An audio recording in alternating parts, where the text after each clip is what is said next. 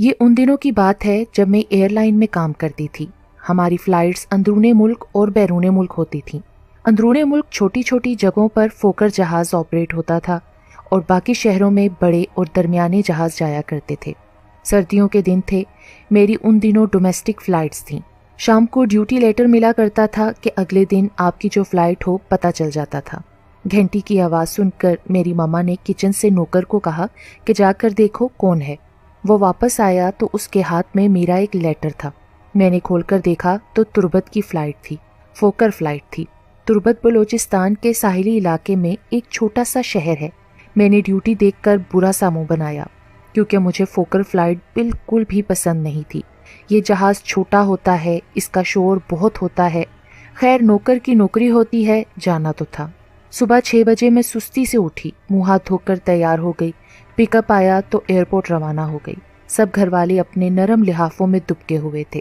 میں نے ایک ٹھنڈی آہ بھری اور پھر روانہ ہو گئی۔ فوکر جہاز پر ایک پائلٹ، دوسرا کو پائلٹ، ایک فلائٹ سٹیورڈ اور ایک ایئر ہوسٹس ہوتی ہے۔ خیر جہاز پر سب مسافر سوار ہوئے۔ ہم 9 بجے اپنی منزل کی طرف روانہ ہو گئے۔ پہلے ہم گوادر رکے اور پھر تربت پہنچتے پہنچتے ہمیں شام کے 5 بج گئے۔ ہم نے جیسے تیسے لینڈ کیا، مسافر اترے تو اندھیرا پھیل چکا تھا اور ہم نے ابھی واپس بھی جانا تھا۔ ہماری فلائٹ چونکہ گوادر میں لیٹ ہو گئی تھی اس لیے ہم تربت بھی لیٹ پہنچے۔ چھوٹے شہروں سے مغرب کے بعد اندھیرے میں ٹیک آف نہیں ہوتا تھا کیونکہ سہولیات نہیں ہوتی تھیں۔ اس لیے جب جہاز خالی ہو گیا تو کپتان ہمارے پاس آ کر بولا، بھائی بری خبر ہے، ہم واپس نہیں جا سکتے، اب ہم صبح جائیں گے۔ یہاں ایک ملازم کے گھر ہم رات ٹھہریں گے۔ میں گھبرائی نہیں کیونکہ ایئر لائن میں کسی بھی وقت کچھ بھی ہو سکتا تھا، جس کے لیے ہم ذہنی طور پر تیار رہتے تھے۔ چنانچہ ہم سب اتر کر ایک گاڑی میں بیٹھے جو ہم چاروں کو، جس میں میں، فلائٹ سٹیورڈ، کپتان اور کو پائلٹ شامل تھے، لے کر اس آدمی کے گھر پہنچی۔ یہ ایک کچا پکا سا گھر تھا جس میں شاید 3 کمرے تھے۔ ایک بہت بڑا کچا صحن تھا۔ میزبان نے ہمیں ویلکم کیا، ہمیں کپڑے تبدیل کر کے ایزی ہونے کے لیے کہا۔ اس نے ایک کونے والے کمرے کی طرف اشارہ کر کے مجھے کہا کہ میڈم آپ اس کمرے میں چلی جائیں۔ چنانچہ میں اس کمرے میں چلی گئی۔ یہ ایک درمیانے سائز کا کمرہ تھا جس میں صرف 2 چارپائیاں تھیں۔ ایک پر بستر لگا ہوا تھا اور دوسری بستر سے محروم خالی چارپائی تھی۔ آخر میں ایک باتھ روم تھا جہاں میں نے چینج کر کے منہ ہاتھ دھویا اور تھوڑی دیر کمر سیدھی کرنے کے لیے لیٹ گئی۔ اتنی دیر میں دروازے پر دستک ہوئی۔ میں نے پوچھا تو ایک عورت کی آواز آئی کہ آپ آ کر کھانا کھا لیں۔ اس وقت رات کے 8 بجے تھے۔ میں نے دروازہ کھول کر دیکھا تو سیاہ لباس میں ایک خوبصورت عورت باہر کھڑی تھی۔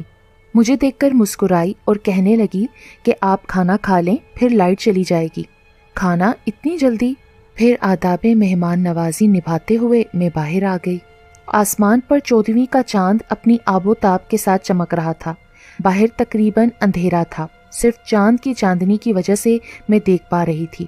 یہاں دراصل کچھ گھنٹے بجلی دی جاتی ہے، پھر ہم کچھ دیر سونے تک جنریٹر چلا لیتے ہیں، اس لیے آپ سب لائٹ جانے سے پہلے کھانا کھا لیں۔ پھر وہ عورت مجھے لے کر کونے والے کمرے کے پاس پہنچی جہاں سے ہلکی سی روشنی باہر آ رہی تھی۔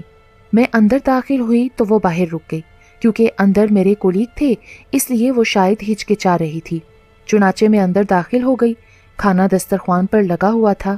آئیے آئیے، میزبان نے کھڑے ہو کر میرا استقبال کیا اور بولا، آپ نے اچھا کیا کہ خود ہی آ گئیں، میں ابھی آپ کو بلانے آنے ہی والا تھا۔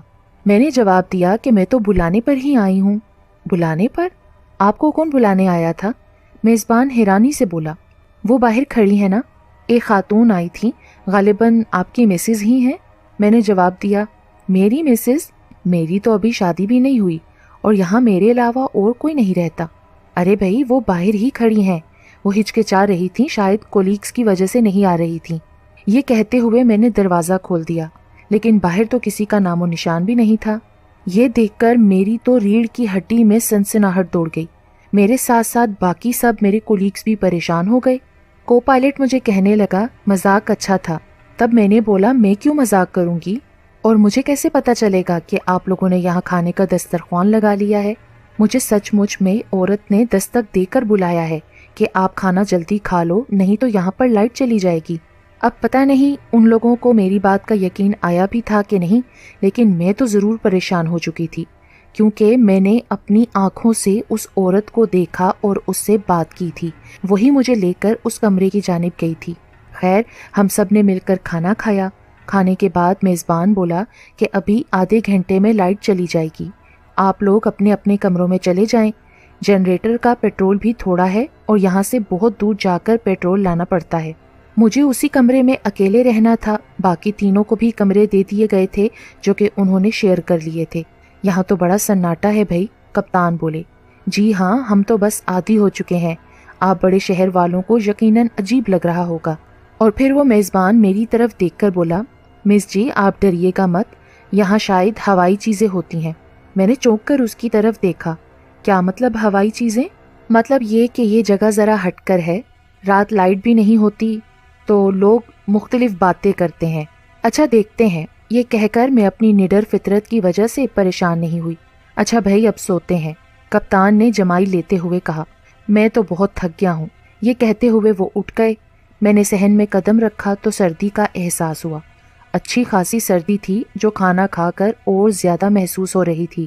باہر اندھیرے کا راج تھا، دور سے کتوں کے بھونکنے کی آواز آ رہی تھی، جھینگروں کی آواز بھی خاموشی میں خاصی پراسرار لگ رہی تھی۔ مجھے تو اس آدمی کی بات یاد آ گئی اور مجھے اب محسوس ہوا کہ جیسے کوئی میرے پیچھے ہو۔ میں نے جو ہی مڑ کر دیکھا تو ایک ہیولا سا مجھے محسوس ہوا۔ میں نے اپنے قدم کمرے کی جانب جانے کے لیے تیز کر دیے، اس ہیولے نے بھی تیز چلنا شروع کر دیا۔ میں نے ہلکا سا دوڑنا شروع کیا تو اس نے بھی دوڑنا شروع کر دیا۔ میں تو گھبرا گئی اور جو ہی دروازے کے پاس پہنچی تو وہ میرے سر پر پہنچ چکا تھا۔ میں نے گھوم کر اپنے ہاتھ سے اسے دھکا دیا تو وہ دھڑام سے گر کر کرانے لگا اور پھر تیزی سے اٹھ کر میری طرف بڑھا۔ تاریکی کی وجہ سے مجھے اس کی شکل صاف نظر نہیں آ رہی تھی۔ اس سے پہلے کہ میں دوبارہ اسے دھکا دیتی، اس نے زور سے ہنسنا شروع کر دیا اور بولا، مس جی کیا کر رہی ہیں آپ؟ میں نے اس کی آواز پہچان لی، وہ تو فلائٹ اسٹیورڈ تھا۔ ہنستے ہوئے کہنے لگا کہ میں نے سوچا کہ آپ کی بہادری کو چیک کیا جائے، لیکن بھائی مان گئے آپ تو واقعی بہادر ہیں۔ میں نے اس سے کہا کہ یہ کیسا بھونڈا مذاق ہے، اور اپنے کمرے میں داخل ہو گئی۔ ابھی میں واش روم سے نکلی ہی تھی کہ لائٹ چلی گئی۔ میں نے اندھیرے میں ٹٹول کر اپنا بستر تلاش کیا اور لیٹ گئی۔ تھکی ہوئی تھی، اسی لیے لیٹتے ہی میری آنکھ لگ گئی۔ نہ جانے رات کا کون سا پہر تھا کہ ٹھک ٹھک کی آواز سے میری آنکھ کھل گئی۔ میں نے غور سے سننے کی کوشش کی کہ یہ آواز کہاں سے آ رہی ہے، تو مجھے محسوس ہوا کہ میرے کمرے سے ہی آ رہی ہے۔ دروازے کے ساتھ ہی خالی چارپائی تھی۔ آواز ایسی تھی جیسے کسی چارپائی کے چاروں پائے ایک جیسے نہ ہوں اور کوئی اس پر بیٹھا اس کو دائیں بائیں ہلا رہا ہو اور یہ آواز پیدا ہو رہی ہو۔ میں پہلے تو سنتی رہی کہ شاید میرا وہم ہے، لیکن وہ تو وہم نہیں تھا، آواز رہ رہ کر برابر آ رہی تھی۔ میں ہمت کر کے اٹھی، کمرے میں گھپ اندھیرا تھا، وقت کا کوئی اندازہ نہیں ہو رہا تھا۔ میں ٹٹول کر دروازے کے قریب بچھی چارپائی کے پاس پہنچ گئی اور ہاتھ سے اس کو دائیں بائیں ہلا کر دیکھا کہ شاید پائے ایک جیسے برابر نہ ہوں، لیکن ایسی کوئی بات نہیں تھی، چارپائی ٹھیک تھی۔ پھر خود پر ہنسی آئی کہ اگر پائے ایک جیسے نہ بھی ہوتے تو اس کو اگر کوئی ہلا رہا تھا تو وہ زیادہ پریشانی کی بات ہوتی۔ خیر میں واپس اپنی چارپائی پر گئی اور سونے کی کوشش کرنے لگی۔ آواز اب بند ہو چکی تھی، ابھی میری آنکھ لگی بھی نہیں تھی کہ مجھے ایسے لگا کسی نے میری چارپائی کو اوپر کی طرف اٹھانا شروع کیا ہے۔ میں ایک دم سے گھبرا گئی، میرے منہ سے ایک دم نکلا، کون ہے؟ میری چارپائی کو کیوں اٹھایا ہے؟ مجھے ہلکی سی ہنسنے کی آواز آئی۔ مجھے لگا کہ میرے کولیگز میں سے کوئی شرارت کر رہا ہے مجھے ڈرانے کے لیے، اسی لیے میں نے بولا کہ یہ اچھا مذاق نہیں ہے، میں چارپائی سے گر جاؤں گی، چارپائی کو نیچے رکھ دو۔ لیکن یہ کیا، چارپائی تو مزید اوپر جانے لگی۔ مجھے ایسے لگا کہ جیسے ہوا میں کوئی چارپائی کو اوپر نیچے کر رہا ہے۔ میری تو جان نکل گئی، ڈر کے مارے میں نے کلمہ پڑھنا شروع کر دیا۔ آہستہ آہستہ چارپائی نیچے آ گئی۔ میری تو ہمت ہی نہیں ہو رہی تھی کہ میں چارپائی سے نیچے پیر بھی رکھوں۔ ابھی میں سوچ ہی رہی تھی کہ میں کیا کروں، مجھے ایسے لگا کہ میری دونوں ٹانگوں سے پکڑ کر کسی نے مجھے الٹا لٹکا دیا ہے۔ میں تو بہت زیادہ ڈر گئی، میرے حلق سے تو آواز بھی نہیں نکل رہی تھی اور دل ایسے لگ رہا تھا کہ اچھل کر میرے حلق میں آ گیا ہے۔ پوری کوشش کر کے میرے حلق سے ہلکی سی چیخ برآمد ہوئی اور مجھے کسی نے واپس چارپائی پر زور سے پھینک دیا۔ میری تو سانس رک سی گئی تھی، نہ مجھ میں ہمت تھی کہ باہر نکل سکتی اور مدد کے لیے کسی کو بلاتی۔ کافی دیر تک تو میں ہل بھی نہ سکی۔ میں نے دل ہی دل میں ہمت کر کے آیت الکرسی کا ورد شروع کر دیا۔ اب تھوڑی دیر بعد مجھے لگا کہ دروازے پر دستک ہو رہی ہے۔ میں نے دھیرے سے بولا، کون ہے؟ میں نے سوچا کہ شاید وہ میزبان ہوگا، لیکن مجھے کوئی جواب نہ آیا۔ میں سمجھ گئی کہ یہ کوئی چیز ہے جو مجھے ڈرا رہی ہے۔ دستک پھر ہوئی۔ اب کی بار میں نے اپنے منہ سے آواز بھی نہ نکالی، دل ہی دل میں کلمہ پڑھتی رہی۔ پھر مجھے لگا کہ میرے ساتھ والی خالی چارپائی میں کوئی زور زور سے اوپر اچھل رہا ہے۔ مجھے تو ایسے لگ رہا تھا جیسی میری موت یقینی ہے۔ پھر میرے ذہن میں فوراً خیال آیا کہ اس وقت میری صرف اللہ کا کلام ہی حفاظت کر سکتا ہے۔ بس پھر مجھے جو بھی صورتیں آتی تھیں، آیت الکرسی، درود شریف، کلمہ، میں سب چیزیں اپنے دل میں پڑھتی رہی۔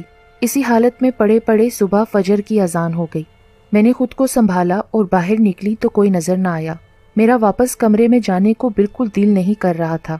میں نے ڈرتے ڈرتے دوسرے کمرے کا دروازہ کھٹکھٹایا جہاں میرے کولیگز تھے۔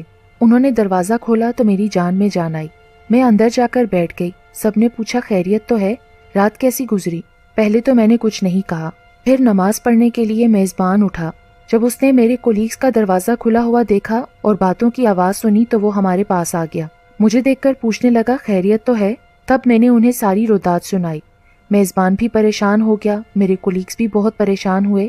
تب میزبان کہنے لگا، میں نے آپ سے بولا تھا نا کہ یہاں ہوائی چیزیں ہوتی ہیں۔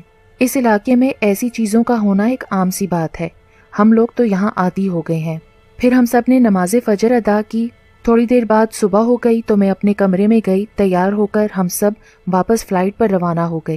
سارا راستہ میں یہی سوچتی رہی کہ کیا واقعی ان چیزوں کا وجود ہے، پر اپنے سوال کا جواب خود ہی میرے پاس تھا کہ ہاں، ان غیر مرئی چیزوں کا وجود ہوتا ہے، کیونکہ پہلی مرتبہ اپنی زندگی میں نے بذات خود رات کو ان چیزوں کو دیکھا بھی اور محسوس بھی کیا، اور یہ بھی جانا کہ اللہ کا کلام ہی ہے جو ہماری ان چیزوں سے حفاظت کرتا ہے۔ اس واقعے کو گزرے تو اب برسوں بیت گئے ہیں، لیکن سچ ہے کہ میرا جنات پر، ان ہوائی چیزوں پر یقین پختہ ہو گیا ہے۔ خدا کی مخلوق کسی بھی روپ میں اور کب ہمیں دکھائی دے جائے کچھ نہیں معلوم، مگر حقیقت سے کوئی انکار نہیں کر سکتا۔